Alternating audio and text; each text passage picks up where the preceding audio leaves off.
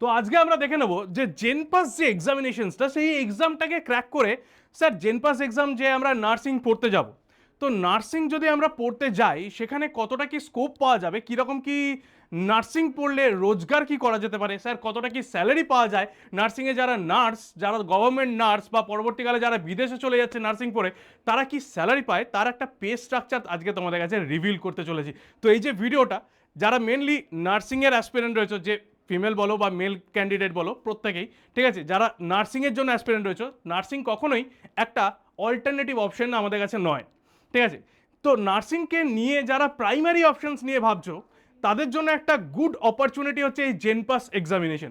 তো জেনপাস এক্সাম দিয়ে কি করে আমরা ওই বিএসসি নার্সিংয়ে পৌঁছাবো, বিএসসি নার্সিংয়ের পরে কি কি অপরচুনিটি রয়েছে, যদি তোমরা চাও কমেন্ট সেকশনে আমাকে জানিও বিএসসি নার্সিংয়ের পরে কি কি স্কোপ রয়েছে, সেগুলো নিয়েও কিন্তু আমি একটা ভিডিও তোমাদের বানিয়ে দিতে পারবো, ঠিক আছে। তো যদি ধরে নাও কেউ বিএসসি নার্সিং কমপ্লিট করেছে, তো বিএসসি নার্সিং কমপ্লিট করার পর তার কাছে কি অপশন রইল, তারা কি লেভেল অফ পে স্কেলেতে থাকতে পারে, এএনএম জিএনএম বা তাদের থেকে বিএসসি নার্সিং কতটা বেশি বা কম পে স্কেলেতে থাকতে পারে, সেই নিয়ে একটা বিস্তারিত আলোচনা আজকে তোমাদের সাথে করব। হোপ যারা নার্সিং অ্যাসপিরেন্ট রয়েছে এটা তাদের কাছে একটা মোটিভেটিং ক্লাসেস হতে চলেছে। ক্লিয়ার? ওকে, দেখো প্রথমেই জানাই যে স্যার নিট হয়নি তাই জেনপাস দিতে এসেছি, স্যার অন্য কোনো জায়গায় চান্স পাইনি তাই স্যার জেনপাস দিতে এসেছি, এই কনসেপ্টটা মাথা থেকে দূর করো। কারণ যারা জেনুইনলি মনে করে যে নার্সিং নিয়ে নিজেদের কেরিয়ার তৈরি করব, তাদেরকে জানাই যে নার্সিং হচ্ছে এমন একটা অপরচুনিটি যে উইদিন 26-27 বছরের মধ্যে তুমি যদি ভালোভাবে এই সাবজেক্টটাকে সেকেন্ড অপশন না ভেবে প্রাইমারি অপশনস ভেবে এটাকে নিয়েই পড়াশোনা করো, যে লেভেলে তুমি গিয়ে দাঁড়াবে, যে রোজগারটা তুমি করবে সেটা হয়তো অনেক ইন্টার্ন ডক্টরের থেকে বেশি, ঠিক আছে। ওকে, ইন্টার্ন ডক্টর বা নতুন সদ্য ইঞ্জিনিয়ারিং কলেজ থেকে পাস আউট হওয়া যদি কোনো কলেজে কেউ ভর্তি হয়েছে, মানে কলেজে পরে সে প্লেসমেন্ট পেয়েছে, তাদের থেকে অনেকটাই বেশি জায়গাতে তুমি থাকবে, সঙ্গে গভর্নমেন্টের একটা তকমাও এখানে তুমি দেখতে পাবে। তাহলে পরপর এর একবার পে স্কেলগুলোকে নিয়ে আমরা একটু আলোচনা করি। দেখো প্রথমেই জানাই যে জেনপাস এক্সামিনেশনসটা ক্র্যাক করে যাওয়া মানেই কিন্তু ডাইরেক্টলি তুমি রোজগার করা স্টার্ট করবে না। জেনপাসটা হচ্ছে আমাদের কাছে কি, কিসের জন্য কি রয়েছে না, কোনো একটা ভালো নার্সিং কলেজে বা নার্সিং কোর্সে ভর্তি হওয়ার জন্য জেনপাস এক্সামটা হচ্ছে আমার কাছে গেটওয়ে। তাহলে জেনপাস এক্সামে আমি যেরকম ধরনের স্কোর করব তার উপর বেস করে আমি যে গভর্নমেন্ট কলেজগুলো রয়েছে সেই গভর্নমেন্ট কলেজে নার্সিং পড়ার জন্য একটা সুযোগ পাবো। তাহলে জেনপাসটা মানে জেনপাস ক্র্যাক করে গেছি মানেই আমি কিন্তু রোজগার করা স্টার্ট করিনি এখনও। তাহলে রোজগারটা স্যার কখন থেকে স্টার্ট হবে, জেনপাস ক্র্যাক করলে যে অপরচুনিটিটা এখানে আমরা পাবো সেটা হচ্ছে কি বিএসসি নার্সিং পড়ার একটা অপরচুনিটি পাবো যে কোনো একটা গভর্নমেন্ট কলেজে। তাহলে এটা হচ্ছে জেনপাসের রাস্তাটা বললাম। তো জেনপাসের সাথে বাকি যে কোর্সেসগুলো রয়েছে, যেমন ধরুন নার্সিংয়ের জন্য এএনএম রয়েছে, নার্সিংয়ের জন্য জিএনএম রয়েছে, আর তার সঙ্গে সঙ্গে বিএসসি নার্সিংও রয়েছে। তিনটের মধ্যে ডিফারেন্স কি, তিনটের মধ্যে ডিফারেন্স প্রথমে ডিগ্রি লেভেলে বলবো যে এএনএম এটা হচ্ছে লো লেভেলের ডিগ্রি দেখতে পাওয়া যায়, জিএনএম যেটা রয়েছে সেটা হচ্ছে ডিপ্লোমা লেভেলের, আর বিএসসি নার্সিং হচ্ছে কি ডিগ্রি লেভেলের। ওকে, মানে গ্র্যাজুয়েশন বলতে পারো, ঠিক আছে। প্রত্যেকটাতে স্টার্টিং যদি ফ্রেশারের স্যালারি বলি তাহলে ফ্রেশারের স্যালারি দাঁড়ায় হচ্ছে 10 থেকে 20,000 টাকা এএনএম এর ক্ষেত্রে, 15 থেকে 20,000 টাকা জিএনএম এর ক্ষেত্রে, আর এখানে 20 থেকে 30,000 টাকা হয় বিএসসি নার্সিংদের ক্ষেত্রে। তো অ্যাভারেজ মোটামুটি বলতে পারি যে 10 থেকে 30,000-এর মধ্যে একটা স্যালারি আমরা দেখতে পাবো স্টার্টিংয়েই, ঠিক আছে, শুরুতেই। মানে বিএসসি নার্সিং কমপ্লিট হওয়ার পরেতেই ডাইরেক্টলি কোনো একটা হসপিটাল, কোনো একটা নার্সিং হোমেতে যদি আমি অ্যাজ এ নার্স জয়েন করি তাহলে যে বেসিক স্যালারিটা দেখতে পাওয়া যায় সেই বেসিক স্যালারিটা হচ্ছে এটা। এবার এখানে শুধুমাত্র ডিগ্রির উপর বেস করে কিন্তু স্যালারি ডিটারমাইন্ড হয় না, ডিগ্রির সঙ্গে সঙ্গে একটা জিনিস নতুন অ্যাড হয়ে যায় সেটা হচ্ছে স্কিল। যত তুমি স্কিলফুল, কারণ এই মেডিকেল ফিল্ডে একটা জিনিস রয়েছে সেটা হচ্ছে স্কিলফুলনেস, যার যত বেশি স্কিল রয়েছে সে তত হায়ার পজিশনের দিকে এগোতে পারে। তো স্কিলফুলনেসের উপর ডিপেন্ড করে পরবর্তী 5 বছরের মধ্যে তাকে দেখতে পাওয়া যায় যে এএনএম এর যে স্যালারি স্কেল সেটা গিয়ে দাঁড়ায় মোটামুটি 25,000-এর কাছাকাছি, গভর্নমেন্টের কথা বলছি।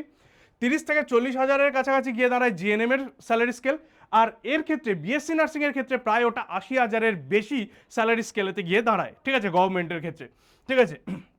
তাহলে এই হচ্ছে এরিয়া।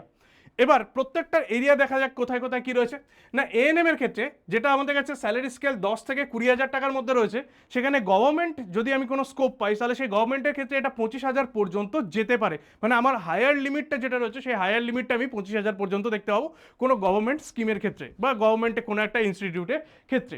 জিএনএম এর ক্ষেত্রে কি হচ্ছে না, স্টার্টিং আমি যদি কোনো বেসিক একটা নার্সিংহোম বা হসপিটাল থেকে স্টার্ট করি, সেখানে যদি 15 থেকে 20 হাজার টাকা পাই, পরবর্তীকালে এক্সপিরিয়েন্সের সাথে সাথে সেটা আমার কাছে 30 থেকে 40 হাজার টাকা হয়ে যাবে। অপরচুনিটি কোথায় রয়েছে? প্রাইভেট হসপিটাল রয়েছে, অনেক নার্সিংহোম রয়েছে, সেখানে তুমি as a nurse, staff nurse কাজ করতে পারবে। ক্লিয়ার? নেক্সট এরপরে আসছে কি বিএসসি নার্সিং। তবে আমি যেটা প্রেফার করবো সেটা হচ্ছে বিএসসি নার্সিংই। তার কারণ হচ্ছে কি, যারা জিএনএম করে বর্তমানে তারাও কি করে না, আবার পোস্ট বেসিক নার্সিং বা বিএসসি নার্সিংসের জন্য তারা অ্যাডমিশন এক্সামিনেশন দিতে হয়। ঠিক আছে, তো এক্সাম দিয়ে তাদের বিএসসি নার্সিং কিন্তু কমপ্লিট করতে হয় ফর দেয়ার হায়ার স্টাডি। অনেক লম্বা দিনের জন্য যদি ভাবতে হয় তাহলে তাকে অবশ্যই যেন বিএসসি নার্সিং সে কমপ্লিট করে।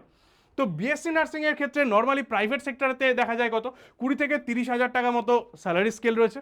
ওকে, আর 5 বছর পর সেটা গিয়েই দাঁড়ায় মোটামুটি ওই 80 হাজার টাকা প্রতি মাসে। ঠিক আছে, 80 হাজারের আশেপাশে। ঠিক আছে, গভর্নমেন্ট সেক্টর হলে সেখানেও আমরা প্রায় সেম স্যালারি স্কেলই দেখতে পাবো। তার সঙ্গে সঙ্গে এটা হচ্ছে 80 হাজার টাকা যেটা বলছি সেটা হচ্ছে গ্রস পে স্কেল। ঠিক আছে, ওকে, এর সঙ্গে সঙ্গে ডিএ টিএ আরও অনেক কিছু থাকে, জানো যে অনেক কিছু হাবিজাবি যোগ করে প্রায় 1 লাখ টাকার উপরে এটা স্যালারিটা গিয়ে দাঁড়ায়। ঠিক আছে, বেশ, তাহলে টোটাল যে স্যালারিটা থাকে এখানে, এ দেখো এখানে লেখা রয়েছে, দেখো বেসিক পে থাকে কত 29,800 টাকা। এটা হচ্ছে ওয়েস্ট বেঙ্গলের যেটা এইচআরবি এক্সামিনেশন, সেই West Bengal HRB examination staff নার্সিংয়ের জন্য সব থেকে ভালো যে এক্সামিনেশনটা হয় সেটা হচ্ছে ওয়েস্ট বেঙ্গল এইচআরবি এক্সামিনেশন। সেখানে কি দেখতে পাবো, বেসিক পে হচ্ছে 29,800 টাকা, তার সঙ্গে সঙ্গে অ্যালাওয়েন্স, ডিএ, এইচআরএ, মেডিকেল, এই সমস্ত জিনিসপত্র নিয়ে দাঁড়ায় এটা কত না 39,500 টাকা পার মান্থ গ্রস। ঠিক আছে, তাহলে এই যে ইন হ্যান্ড তুমি কত পাচ্ছ, 34 থেকে 36 হাজার টাকা প্রতি মাসে পাবে। তার সঙ্গে সঙ্গে থাকছে তোমার কাছে পেনশন অ্যান্ড গভর্নমেন্ট জবের যে সিকিউরিটি, যেটা আমাদের ক্ষেত্রে নর্মালি আমরা দেখতে পাই যে গভর্নমেন্ট জবের ক্ষেত্রে অলওয়েজ থাকে কি একটা জব সিকিউরিটি পাওয়া যায়। তার সঙ্গে সঙ্গে পেনশন স্কিম, মানে আফটার রিটায়ারমেন্ট তুমি একটা টাকা পাবে মাসে। ঠিক আছে, এই ধরনের জিনিসগুলো। এটা হচ্ছে একদম স্টার্টিং স্যালারি বললাম আমি, একদম স্টার্টিংয়ে যে স্যালারিটা হয় সেই স্টার্টিংয়ের স্যালারিটা বললাম। এবার এটা বছরের সাথে সাথে এক্সপিরিয়েন্সের সাথে সাথে আরও বাড়তে থাকবে। ঠিক আছে, ওকে, নেক্সট পার্টে যদি আমরা যাই, নেক্সট পার্টে যদি গেলে আমরা কীরকম দেখতে পাবো না, তুমি এখন কোথায় রয়েছো না, তুমি এখন এই জায়গায় দাঁড়িয়ে রয়েছো। ঠিক আছে, এখনো পর্যন্ত স্টার্ট করোনি এই জার্নিটা যখন স্টার্ট করবে 0 থেকে 2 বছরের মধ্যে, মানে কমপ্লিট হয়ে যাওয়ার পরে, বিএসসি নার্সিং কমপ্লিট হয়ে যাওয়ার পরেতে তুমি 2 বছরের মধ্যে কোথায় না 15 থেকে 30 হাজার টাকা স্যালারি স্কেলের মধ্যে তুমি নিজেকে দেখতে পাবে। এই এখনকার দিনের স্যালারি স্কেলেতে আমি কথাটা বলছি। ঠিক আছে, পরবর্তীকালে 3 to 5 ইয়ার্সের মধ্যে 30 to 60,000-এর মধ্যে, আর 5 ইয়ার্স প্লাস হয়ে গেলে এটা আমার কাছে 60,000 থেকে 1 লাখ প্লাসও হতে পারে। ঠিক আছে, 1 লাখেরও বেশি এখানে আমার স্যালারি স্কেল আমি দেখতে পাই। তাহলে এইটাকে অলওয়েজ আমি একটা আমার primary focus of my study আমি করতেই পারি। ঠিক আছে, ক্লিয়ার? নেক্সট পয়েন্টে যদি যাই, নেক্সট পয়েন্ট হচ্ছে এরপরে যদি আমি ধরো না বিদেশে যাওয়ার একটা সুযোগ পেলাম। ঠিক আছে, ইউএই, কানাডা, জার্মানি বা ইউক্রেন এই বা আমেরিকা, বিভিন্ন জায়গাতে নার্সিংয়ের জন্য যাওয়া যায়। ঠিক আছে, তাহলে নার্সিংয়ের জন্য এই ওয়েস্ট বেঙ্গল ছেড়ে বা ইন্ডিয়া ছেড়ে যদি আমি অ্যাব্রোডে চলে যাই, যদিও আমি প্রেফার করব নর্মালি ওয়েস্ট বেঙ্গলে বা ইন্ডিয়াতেই থাকো, কারণ ব্রেন ড্রেন হতে আমি দিতে চাই না। ঠিক আছে, তো ব্রেন ড্রেন হয়ে যায় এটাতে। ঠিক আছে, তাহলে যদি তুমি বিদেশে যাওয়ার সুযোগ পাও তাহলে অ্যাটলিস্ট তোমার জন্য ভালো। সেখানে গেলে আমরা 1.5 লাখ থেকে 3 লাখ টাকা পার মান্থ একটা পে স্কেলকে আমরা দেখতে পাবো, কারণ ওখানে এই যে নার্সিংয়ের প্যাকেজেস অনেক বেশি হাই। ঠিক আছে, ওকে, নেক্সট এরপরে যদি যাই তাহলে কিসের উপরে বেস করে আমার ফাইনাল স্যালারিটা দাঁড়ায়, যেটা আমি অলরেডি তোমাদের কাছে বলছিলাম।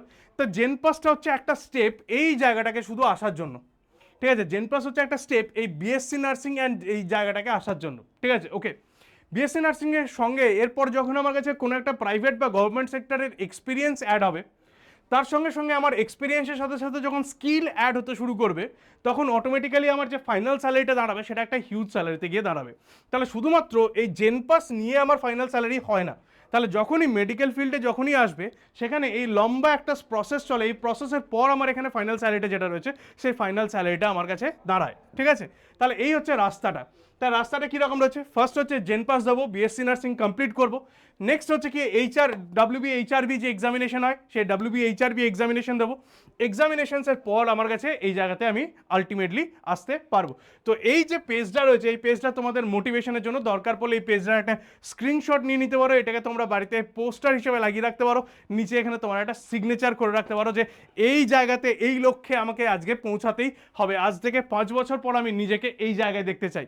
যারা ধরো নাও প্রপারলি নার্সিংকে ফোকাস করে পড়াশুনো করছো বা নার্সিংকে নিয়ে ফিউচার তৈরি করতে চাইছো, তাদের ফিউচার ডেফিনেটলি ব্রাইট। তাদের কাছে এই কমপ্লেক্সিটিটা রাখার কোনো মানেই হয় না যে আমি স্যার কি বলে মেডিকেল পাইনি বা আমি স্যার অন্য কোনো জায়গায় যেতে পারিনি তাই আমাকে স্যার নার্সিং পড়তে হয়েছে, এটা কখনোই নয়। নার্সিংও একটা good opportunity for the career. Okay, so that's it my friend. তো দেখা হচ্ছে নেক্সট আবার একটা ভিডিওতে। আজকে এই পর্যন্তই, নেক্সট ক্লাসে দেখা হবে।